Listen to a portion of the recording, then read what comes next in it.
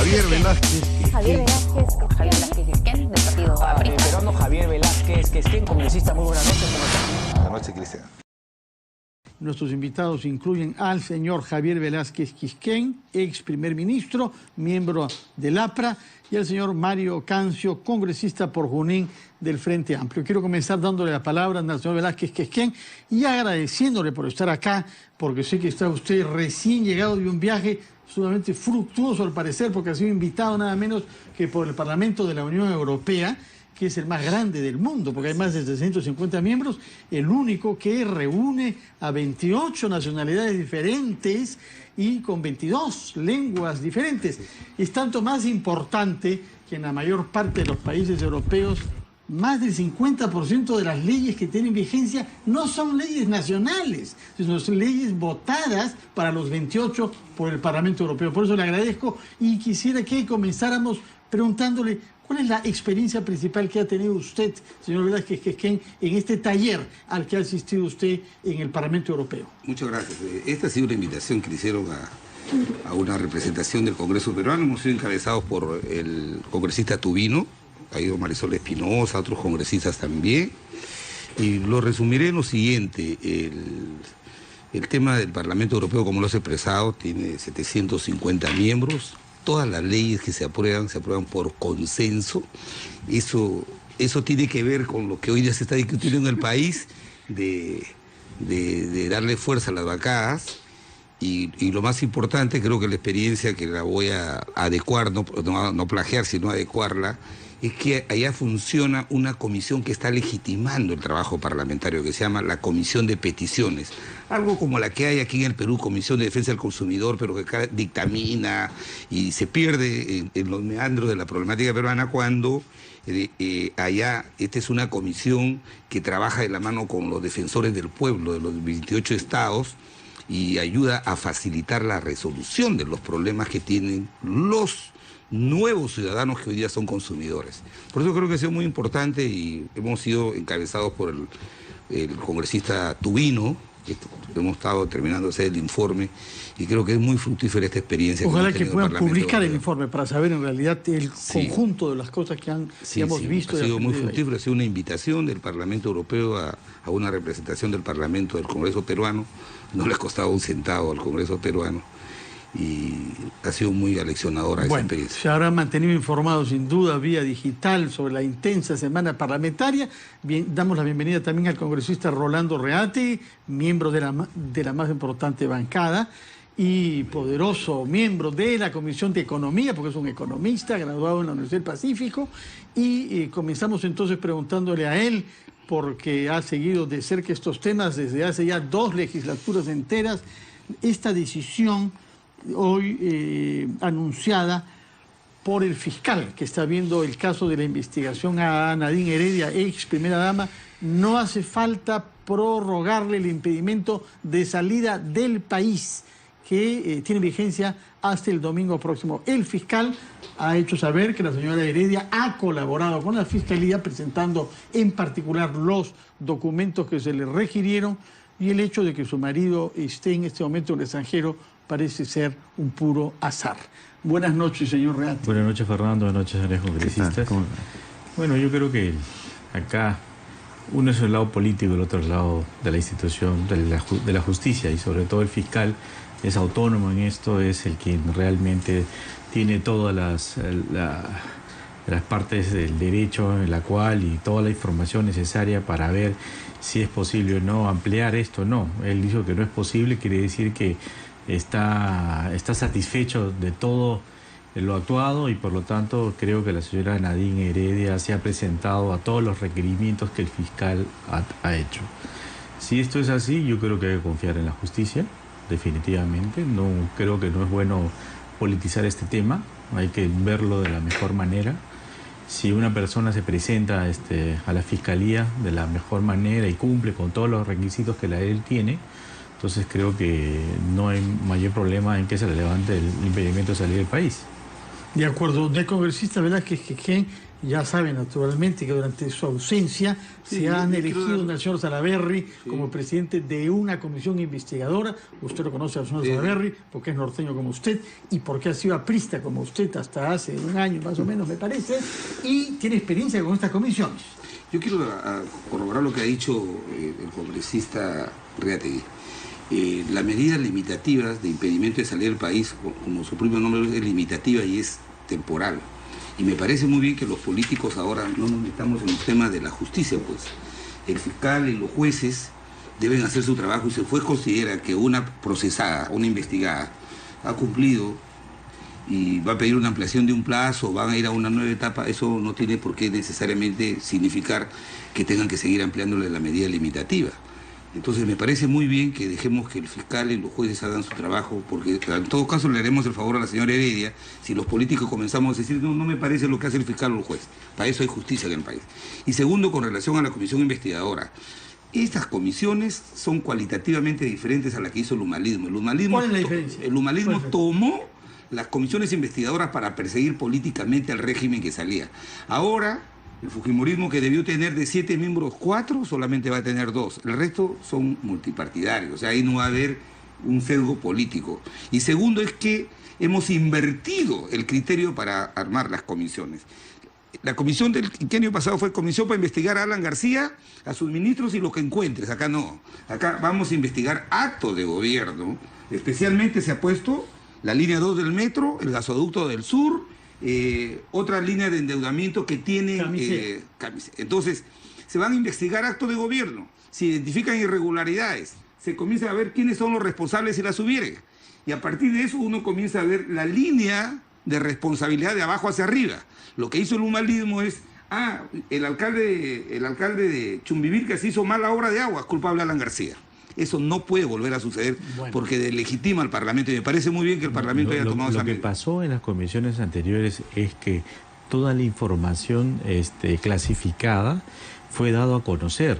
No hubo ni siquiera una actitud responsable para decir, mira, yo investigo y hay cosas muy sensibles que no se puede dar a luz.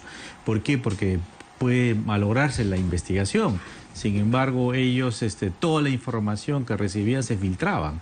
Parecía esto era más un show mediático que una investigación seria para encontrar los responsables, si hubo o no hubo responsabilidades en actos de corrupción. Entonces, no puede un parlamento utilizar de una manera tan politiquera y sobre todo dañando la imagen de una institución. Si hay que investigar, hay que hacerlo de la manera más seria posible. Veremos entonces qué cosa aporta esa comisión. Por lo pronto lo que queremos saber es cómo el señor Mario Cancio, congresista de Frente Amplio, están observando estas certidumbres que nos dan los dos colegas suyos sobre que esta comisión será totalmente diferente que la megacomisión de la legislatura pasada. Bueno, no tanto así con ese criterio de observar, ¿no? Yo creo que en primer lugar está el tema de la transparencia de todo acto de gobierno, que nos parece positivo, ¿no? Y yo creo que nadie que asuma una responsabilidad pública y más por elección debe sentirse de repente en una posición incómoda, porque debe estar dispuesto más bien a que se transparente pues todos sus actos y no tiene nada que temer, ¿no? Sí. Y yo creo que eso es positivo para él mismo. Y a eso debemos estar dispuestos todos los que asumimos una función pública. Ahora bien, si se formó una comisión investigadora, pues el hecho es de que sencillamente esperemos de que llegue a unos resultados realmente concretos y efectivos en establecer si hubo o no irregularidades y en todo caso establecer con mucha claridad las responsabilidades. ¿Y no tiene temor usted que hay un ánimo de persecución política, como algunos sostienen, máxime, porque no hay ahora nadie que defienda el humanismo en el Parlamento? Mire usted, el peligro siempre existe, ¿no? Pero esperamos de que haya pues la voluntad en este nuevo Congreso de tener el espíritu de poner antes que nada los intereses comunes de la nación, el interés nacional, ¿no? El espíritu de fortalecer la democracia, ¿no? Porque depende pues de esos actos, de esos hechos, de cómo se procede, cómo se actúa, cómo se concretan las cosas para ir fortaleciendo el sistema y permitir precisamente que nuestra ciudadanía empiece a tener fe en una posibilidad de construir un país positivo para todos. Podemos interpretar, de acuerdo a lo que usted dice, que el Frente Amplio no será una fuerza que acentúe y que meta fuego en esta investigación. Usted ha sido nacionalista, por lo demás, ¿no? Bueno, le voy a decir que hace mucho tiempo, Sí. ha sido una de las primeras jornadas que salió del nacionalismo cuando vimos de que el proyecto nacionalista no era un proyecto de partido, sino un proyecto de grupo, ¿no? Lo que o nos sea, está- lo el que año nos está diciendo- 2005 le estoy comentando. O sea que ya hay prescripción de esa militancia. digamos. Hace mucho tiempo, nosotros fuimos los primeros que detectamos eso cuando le planteamos las condiciones de funcionamiento del partido y el tipo dijo que no, que el partido era él y el resto se sometía o no. Como no nos Así era sometimos y ya el año abandonamos 2005. el partido, ¿no? Así era ya el año 2005. Ya era así el 2006. 2005. Hace Usted bastante, ¿eh? recordará que ese tiempo nosotros tomamos locales acá justamente para denunciar, ¿no?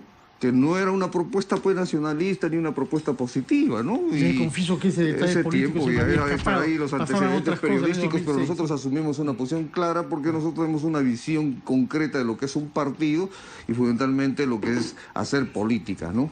Entramos para hacer política, no politiquería.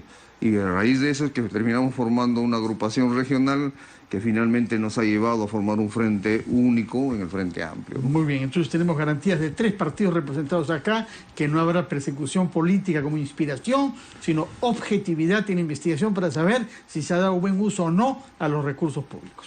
Con esa conclusión hacemos una pausa y cuando regresemos, algo un poco más global, la OCDE y el camino que el Perú hace hacia ella. Y creo que el congresista Velázquez tiene alguna experiencia que ha sacado también de su reciente viaje al Parlamento Europeo sobre este tema. Pausa y regresamos con el camino del Perú a la OCDE. Qué bueno. Tenemos algunas grabaciones de lo que ha dicho el presidente de la República y el primer ministro en relación al foro sobre el programa País de la OCDE para el Perú que se llevó a cabo el día de hoy en Centrum de la Universidad Católica. Adelante con las grabaciones, por favor. Más importante es formalizarnos, porque somos un país altamente informal, casi 70% de la fuerza laboral es informal, sin beneficios, y lo que la gente en el Perú debe entender bien es que la informalidad genera baja productividad, que es un tema del cual hemos hablado ahora, y la baja productividad genera bajas remuneraciones, ¿no? Entonces eso es lo que estamos tratando de cambiar. Mire, yo diría que los avances van bien. El doctor Gurría nos ha presentado un cuadro que lo vamos a mostrar ahora. Está la mitad del cuadro en verde, que dice que ya se completó, y la otra mitad en amarillo, que está en proceso. La OCDE es importante porque aquí estamos frente a las mejores prácticas en el mundo en términos de cómo tiene que comportarse el sector público, el gobierno frente a los ciudadanos, frente a las empresas. Hemos avanzado y hemos hecho una revisión de los principales temas. Te diría que estamos más allá del 70%. Creo que estamos en el camino correcto. Y sí queremos postular a ser miembros plenos en una membresía dentro de la OCDE. Hoy día solo son 35 países desarrollados en su mayoría. Creemos que es muy positivo para el Perú lograr ese ingreso y estamos trabajando para ello. Quisiera comenzar preguntando al señor Velázquez Quisquén, ¿cuál es su experiencia respecto de la OCDE en Europa? Bueno, primero hay que decir lo siguiente, este organismo que fue creado en 1961, que integran como miembros integrantes 38 países, fue promovido después de la Segunda Guerra Mundial por Estados Unidos para que en Europa no pasara lo que pasó en la Segunda Guerra Mundial. Y lo resumo en esto, lo que hoy día dicen los americanos, que son la primera potencia del mundo. Su ingreso a OECD, haber desarrollado todos estos esfuerzos por mejores prácticas públicas, por productividad, ha hecho que esto sea uno de los factores por los cuales Estados Unidos hoy día ha triplicado su Producto Bruto Interno. Todos los países más importantes del mundo, países desarrollados con economías emergentes, están integrados ya sea como miembros de OCDE o como aliados estratégicos, como el caso de China, Brasil, la India. Y en el caso nuestro, en el caso del Perú, es muy importante. Por eso que aquí la reflexión que ha hecho hoy el presidente de la República y la presencia del secretario general en Perú, primero es el reconocimiento de que hace más de 20 años los peruanos venimos haciendo esfuerzos por llevar al país a un destino mejor. Y cuando el presidente Kuczynski dice que hemos avanzado en el 50% de las condiciones que nos pone este foro de países que tienen como objetivo promover el desarrollo económico y la inclusión social, es porque los gobiernos anteriores han logrado estos esfuerzos para lograr estos indicadores. En 2014 se decidió que el Perú se arme un programa país y nos imponen 3 precondiciones para que recién venga la invitación. Y a eso se refiere el presidente Kuczynski. El tema de la educación, tenemos que salir de esa estadística en la que estamos en el último lugar de la prueba PISA, tenemos que salir de ello, hay esfuerzos que se están haciendo para ello. Segundo, en el tema de la informalidad. Tenemos que reducir drásticamente la informalidad y el acceso de los peruanos, de más de 10 millones de peruanos, a prestaciones de salud y a pensión de jubilación. Y lo tercero es que necesitamos mejorar nuestra recaudación fiscal para atender algo que hoy día ya no debe ser una aspiración del ser humano, sino debe ser una obligación de un Estado, que es el acceso a su agua y desagüe. Entonces, en ese esfuerzo, que como economista le vamos a pregunto apoyar. Que nos digan las cosas tales y como las ve usted, de acuerdo a cifras, porque el señor Velázquez creo que ha bajado del avión con un optimismo rutilante. Y él cree que Yo soy optimista. Sí, usted siempre... Organización para la cooperación y el desarrollo económico. Sí. De eso es lo que se trata. El Perú hizo unas reformas iniciales importantes. Los demás gobiernos siguieron estas reformas. El Perú ha avanzado, definitivamente sí ha avanzado, pero falta en el aspecto de la gobernanza, cómo el sector público se comporta frente al ciudadano. Y todavía vemos cómo el sector público no está a la altura aún de comportarse como tal, en el caso educativo, en el caso de salud, que es una situación bastante complicada, frágil, como la propia ministra ha dicho. Y es cierto, ¿no? Cuando tú vas a todos los hospitales en todo el país, la situación, cómo tratan al individuo, al ciudadano peruano, es totalmente una catástrofe. Por lo tanto, creo que eso es un tema que debemos de salir con absoluta propiedad. Y ahí se tienen que hacer algunas reformas, porque de lo contrario esto no va a funcionar. Y el otro es una elevada informalidad que existe. La mayoría de los peruanos que están económicamente activos, el 80% de los peruanos es informal. Entonces, fíjate, hay un terreno muy difícil que poder trabajar ahí, pero sobre todo también la informalidad se debe a muchos otros factores, como factores culturales también. Hay gente que no quiere pagar los impuestos a como es el lugar. Pues, ¿qué hacemos, no? Entonces tiene que haber un gobierno proactivo que vaya y a Dios gracias, ojalá que lo logre Kuczynski, ojalá. Pero no solamente es un tema de él, es un tema de todos los gobiernos. De las instituciones. ¿No? Señor Cancio, el Frente Amplio tiene una posición tomada sobre el proceso de ingreso a la OCDE. No hay muchos gobiernos socialistas entre los miembros, ¿no? Creo que lo más a la izquierda que hay es el Chile de Bachelet. Bueno, mire, yo creo que todo vínculo que signifique una alianza estratégica para buscar el desarrollo de un pueblo es positivo. El tema es en qué condiciones estamos nosotros y si vamos a realmente poder utilizar ese mecanismo, ese instrumento positivamente. No es igual que los tratados de libre comercio, ¿no?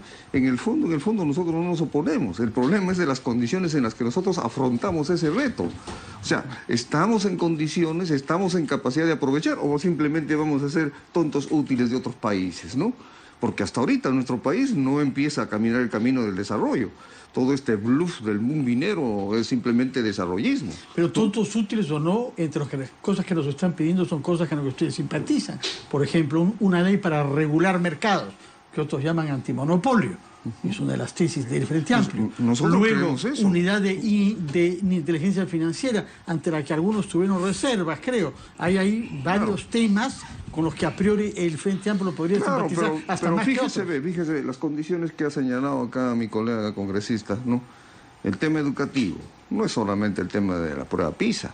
En realidad hay que ver cuál es el producto que estamos arrojando a nivel nacional. El tema educativo en nuestro país es crítico.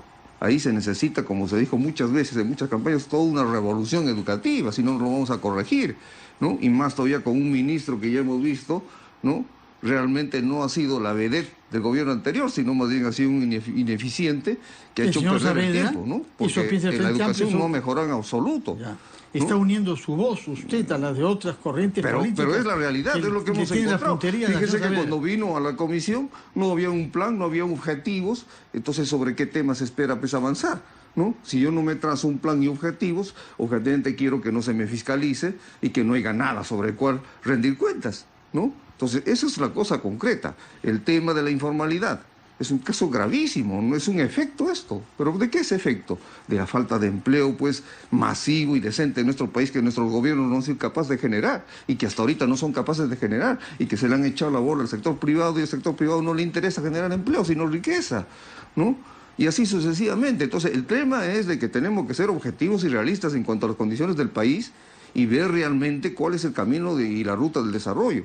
Si en ese camino entra perfectamente entrar con vínculos, ¿no?, estratégicos en relación a la arena internacional, perfecto, nosotros no nos oponemos, pero tenemos que aprovechar en función de generar desarrollo en nuestro país. De acuerdo, el señor Reategui se refirió a gobernanza. Usted ha sido primer ministro.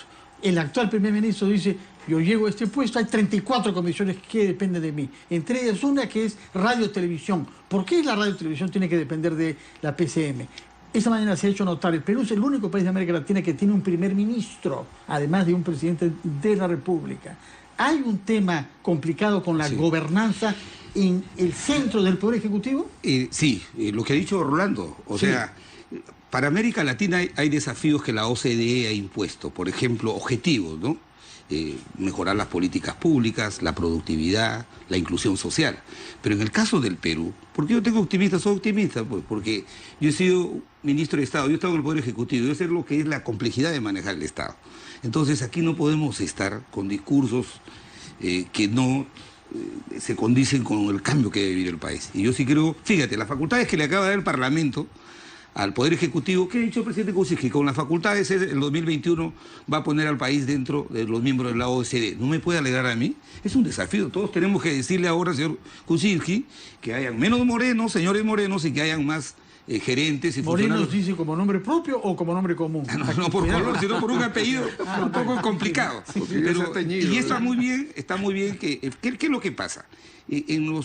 Vivimos un modelo pues no republicano en sentido como en Estados Unidos, sino hemos hecho una combinación del modelo parlamentario, modelo republicano. Entonces, el primer ministro que debe ser el vocero y el que debe poner en marcha las políticas públicas de Estado diseñadas o asumidas por jefe de Estado, se ve complicado. Yo cuando fui primer ministro tenía 19 instituciones adscritas, 19. Ahora dice el primer ministro que tiene 34. Entonces, ¿qué es lo que pasa? A veces hay primeros ministros que dicen, yo resuelvo el problema, hay un problema de la televisión que debería estar en el Ministerio de la Cultura o de Educación, pásame, adscríbeme. Y todos vienen adscritas, Defensa Civil, hasta los bomberos, mis hermanos bomberos de la que yo soy miembro, están adscritos a la PSM. Entonces me parece muy bien que hay que quitarle todo este peso innecesario de pasarlo a los sectores, ya lo pasaron creo al Ministerio de Cultura y RTP, me parece muy bien, y dejar que mi primer ministro se vuelva en el gran verificador y el gran funcionario que ponga en marcha los compromisos que ha asumido el gobierno, pero además darle visibilidad a las decisiones que se van a tomar, porque lo que necesitamos para poder lograr el objetivo de ingresar a OCDE es también una buena gobernanza, o sea, buenas políticas públicas que tienen que ver con transparencia, con resultados. Usted abrimos por ejemplo la página de OCDE para averiguar cuánto gana el secretario general y ahí sale cuánto gana. Quiero saber cuántos son sus bonificaciones, salen sus bonificaciones. ¿Qué seguro le da la prestación de salud? Sale. O sea, eso se llama transparencia y eso le da legitimidad. Bueno, tenemos que hacer una pausa y cuando regresemos un ejemplo concreto de todos estos temas, que es el voto que nos explicará el señor Reategui, que ha tenido lugar ayer, en función del cual una parte de la partida atribuida a educación pasa a salud. Nos explicará por qué se hace esto, cómo es posible que le sobre ese dinero a educación y que le falte eso y más a salud. Después de la pausa.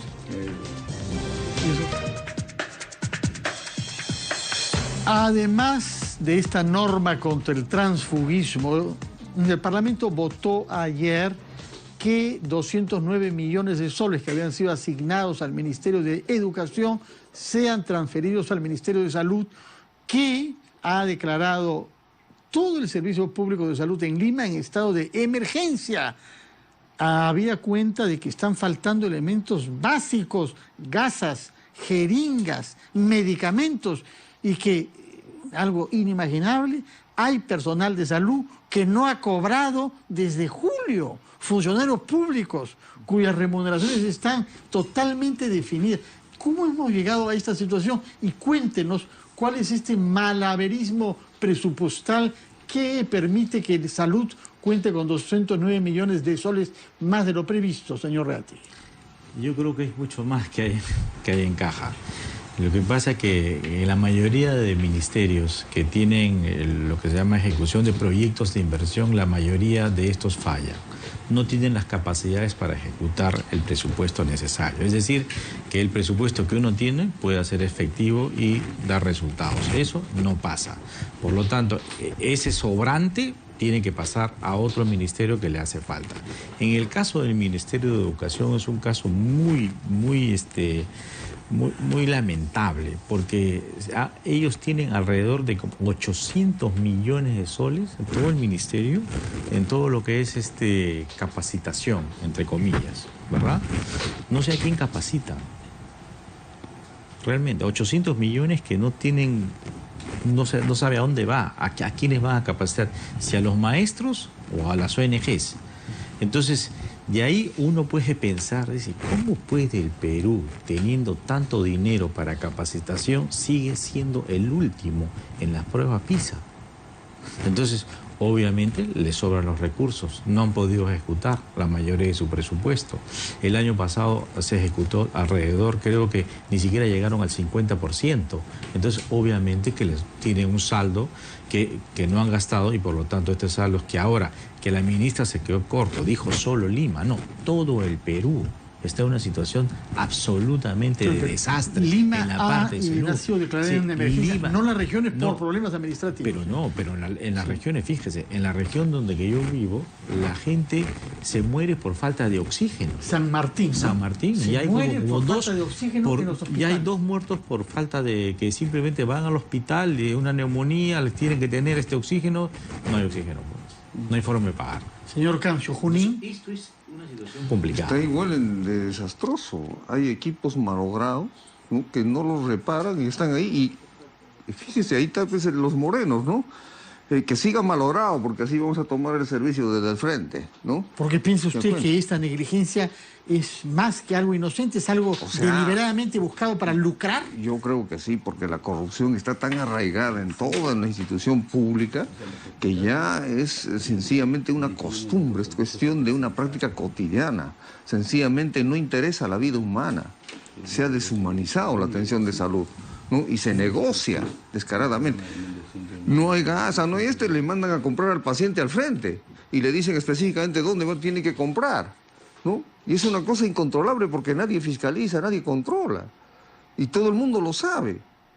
Ahora hay una serie de atropellos laborales. Se va y se denuncia a la fiscalía. La fiscalía no hace caso.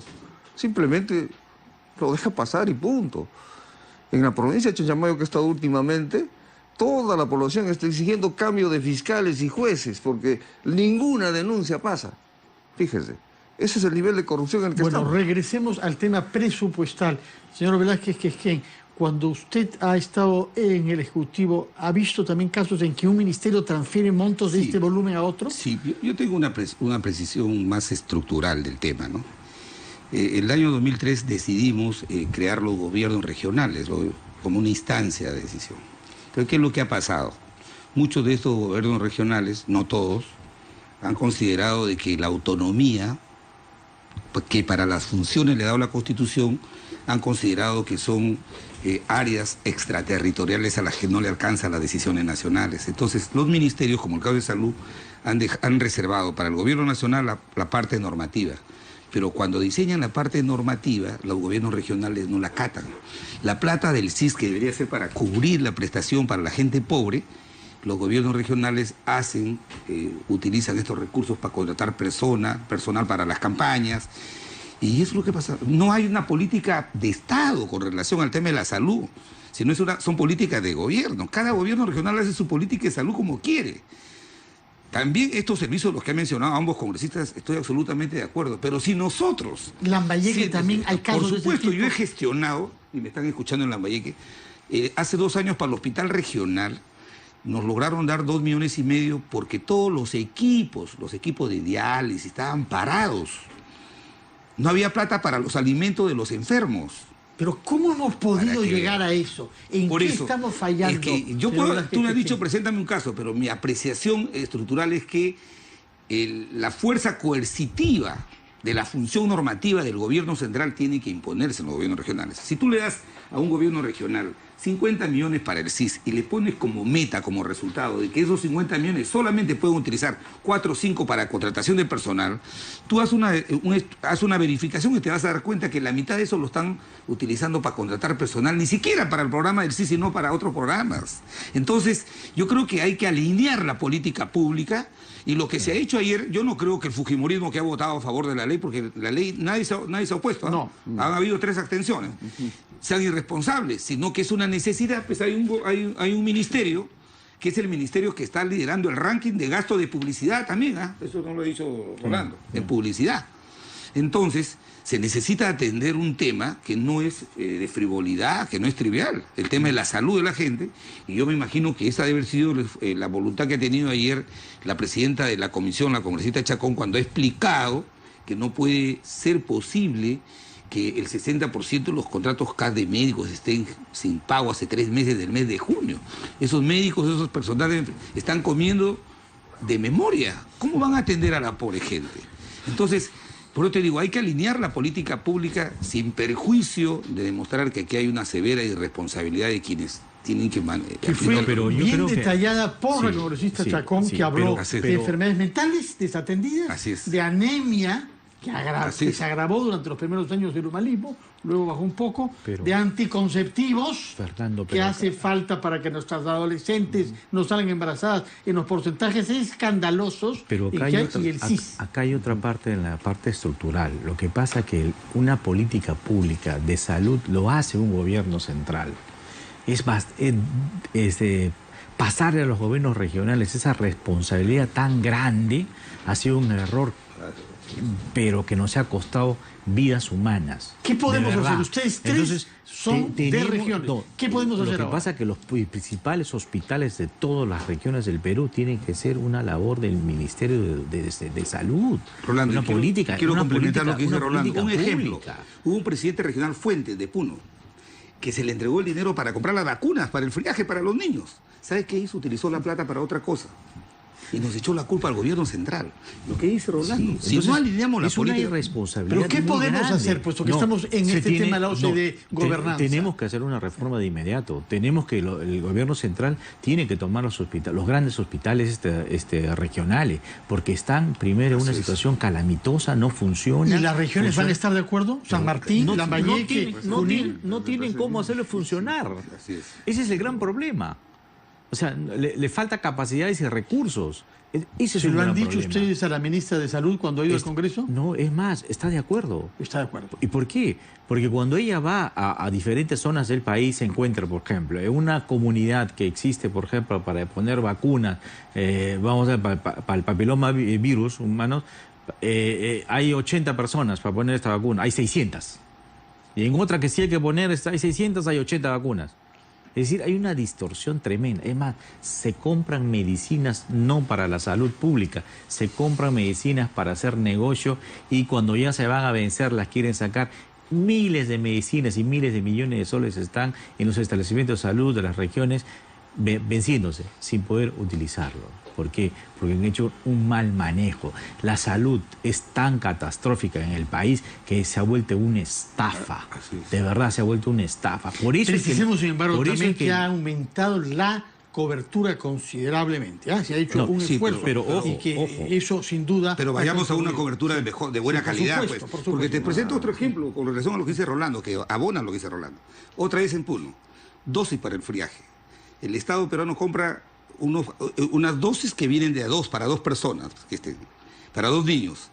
Y allá en un hospital no querían ponerle a un niño que la necesitaba con urgencia, se murió porque no había otro que hay que aplicarle. Y no podían desempacar una de las partes de esa dosis. Entonces, estas cosas responden a una política pública. Estos ejemplos que ha presentado el congresista en su zona, eso se dan, pero eso no va a cambiar si el gobierno nacional no sintoniza la política con los gobiernos regionales, cada gobernador. Y otro, para terminar, en nuestro gobierno mandamos a un ministro de salud a Ancash, y el presidente regional, que ahora está preso, lo votó, le dijo, usted no tiene nada que ver acá. Yo soy autónomo aquí, y lo votó, y eso salió en los medios de comunicación. Es más, cuando fuimos con el ministro Vallejo, me parece, a visitar un hospital en San Martín ese tiempo, se molestó el director, no quiso votar. Así es, pues, bueno, entonces estamos ante una feudalidad. Ustedes están contra la fragmentación que han votado ayer. Esta norma contra la fragmentación de la vida de las bancadas, tienen también que luchar contra la fragmentación de la toma de las decisiones y de los poderes locales. No, pero por supuesto, es que tiene que haber políticas públicas. Bueno, yo no creo que la salida esté por la recentralización, ¿no? Pero algo se tiene que hacer que se parece un poco a eso. O sea, hay que caminar, pero el tema aquí que hay que ver, el tema más profundo todavía. O sea, ¿cuál es? ¿Qué gente ponemos, ¿no?, en los gobiernos? Y eso está en la decisión de las personas y en el sistema electoral. Eso es por mandato popular. Y en el tema de fortalecimiento de los partidos, porque lamentablemente entran personas que creen que un municipio, un gobierno es un botín, ¿no? Sí. Entonces yo invierto en mi campaña Pero el tema sanitario, ¿usted se opone a que el Ministerio de Salud, habida cuenta de lo que está pasando con los hospitales regionales, asuma mayores responsabilidades? Puede ser coyunturalmente como estado de emergencia, ¿no? Pero no como una política de volver a concentrar todo el poder en el gobierno central. Hay que encontrar los mecanismos adecuados porque el otro tema es mucho más importante, generar polos de desarrollo en el resto del país, ¿no? Porque sin eso, sencillamente no caminamos pues hacia el desarrollo, ¿no? Y no podemos estar siempre con el pretexto de que no hay capacidades en el gobierno central. Bueno, hay que crearlas, pues no, hay que crear esas capacidades y en todo caso hay que analizar por qué no tienen capacidades, ¿no? Muy bien, tenemos que hacer una pausa y cuando regresemos les voy a plantear dos temas que han sido anunciados ya, que nos regresan a los años 90. Es un pasado que no pasa del todo.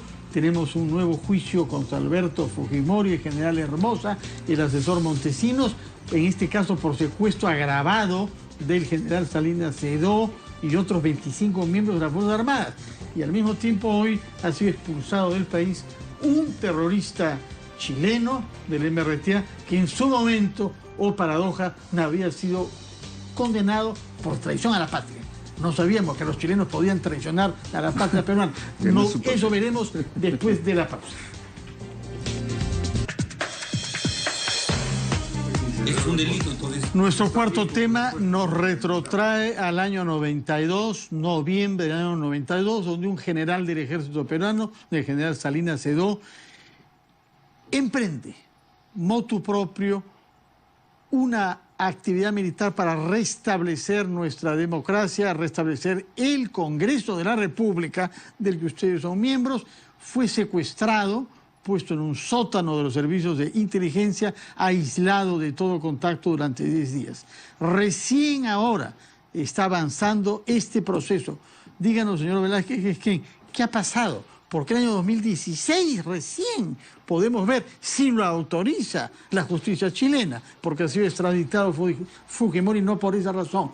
De manera que estamos regresando al año 92. En septiembre del año 93, el general Salinas Sedó, con 20 oficiales, quiso volver a recuperar para el país la democracia que había sido alterada por el expresidente Fujimori.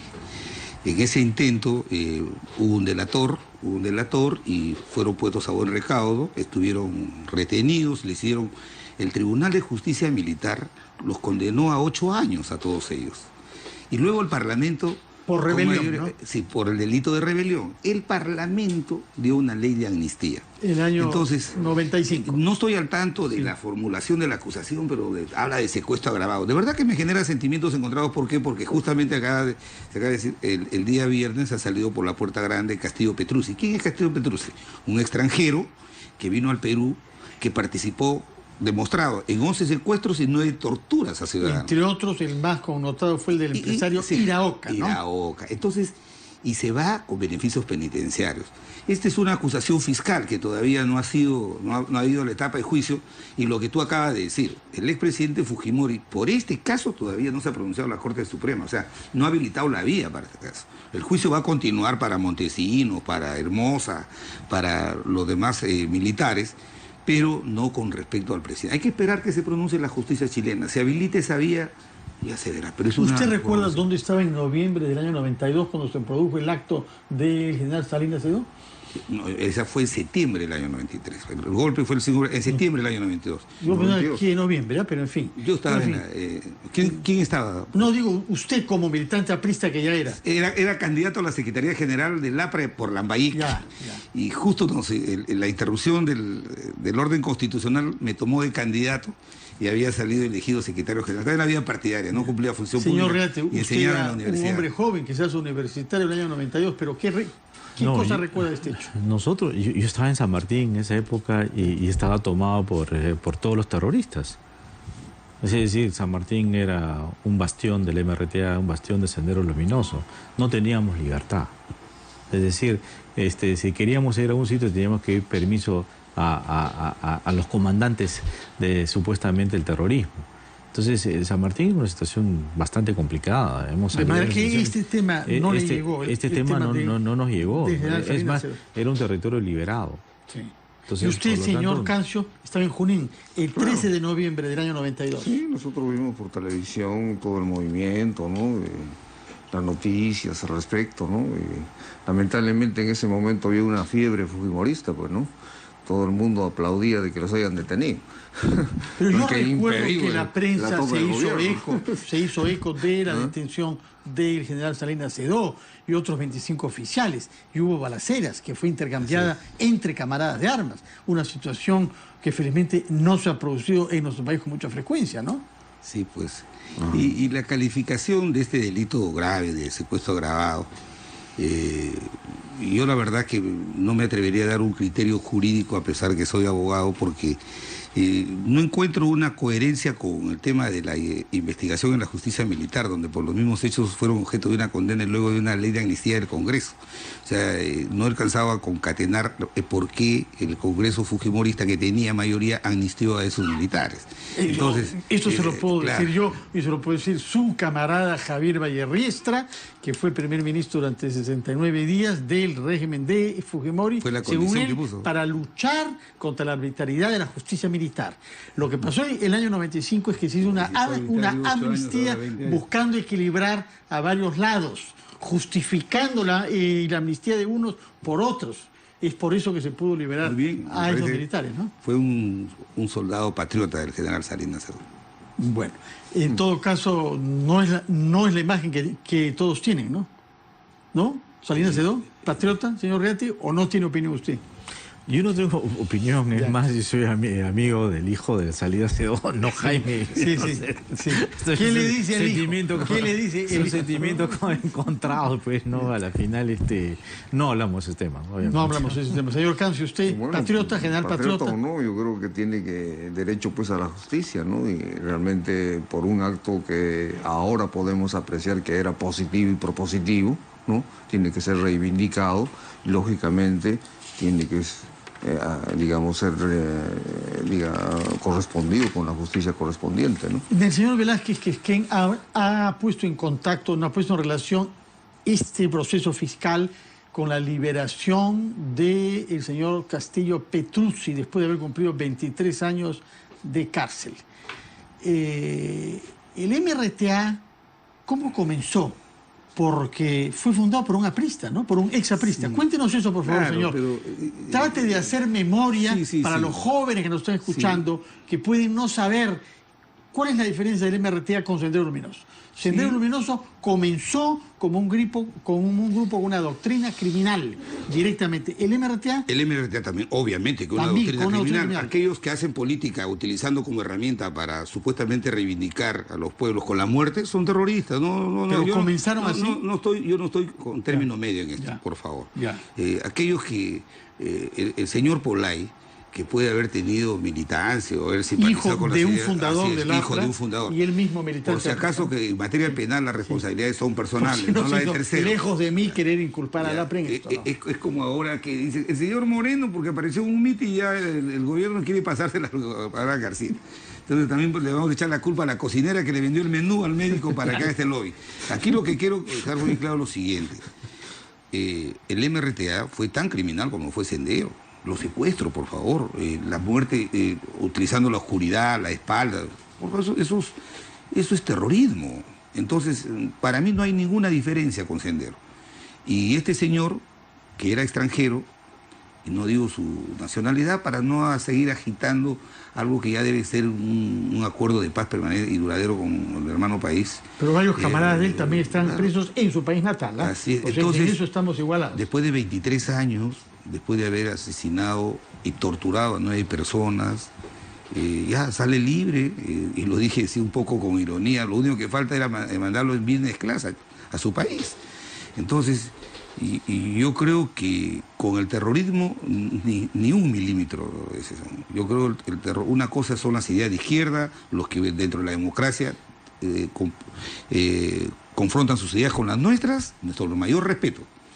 Pero si pasamos esa línea divisoria de justificar la muerte de un tercero, porque quisiste reivindicar la de un pobre, eso para mí está absolutamente. Ya nos ha dicho el señor Reate lo que él vivió en San Martín, que recordemos, pero hay es uno de los puntos, ¿no?, que atacó más el MRTA, en particular a las comunidades nativas. Así es. Es más, yo recuerdo un hecho, ¿no? Cuando yo fui alcalde de Tarapoto, ganamos y hubo una ley de arrepentimiento.